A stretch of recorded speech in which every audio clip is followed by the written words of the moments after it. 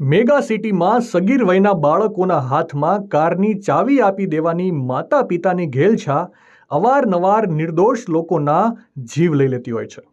ત્યારે ધ્યાનથી જુઓ આ દ્રશ્યોને, જ્યાં વધુ એક તથ્યકાંડ જેવી ઘટના થતા રહી ગઈ છે. આ રૂવાડા ઊભા કરી દે તેવા સીસીટીવી અમદાવાદ શહેરના છે. મળતી માહિતી મુજબ ગત 28 જાન્યુઆરીના રોજ વિરમ રબારી નામના એક વ્યક્તિ કોઈ કામ અર્થે શિવાલિક હાઇટ સોસાયટીની મુલાકાતે આવ્યા હતા અને તે સમયે સોસાયટીના કેમ્પસમાં જ એક 15 વર્ષીય સગીરે સ્ટીયરિંગ પરથી કાબુ ગુમાવતા પૂરપાટ ઝડપે આવતી કાર વિરમભાઈ સાથે એટલા જોરથી અથડાઈ કે આ વ્યક્તિ હવામાં ફંગોળાઈ ગયા હતા અને તેમને ગંભીર ઈજાઓ પહોંચી હતી. જે બાદ વિરમભાઈને તાત્કાલિક હોસ્પિટલ ખસેડવામાં આવ્યા હતા. આ ઘટનાએ ફરી એકવાર રહેણાંક સોસાયટીઓમાં સુરક્ષા અને સ્પીડ લિમિટના નિયમો પર ગંભીર સવાલ ઉઠાવ્યા છે. સવાલ એ પણ થાય છે કે રહેણાંક વિસ્તારમાં સગીર વયના બાળકોને કાર ચલાવવાની છૂટ કોણ આપી રહ્યું છે?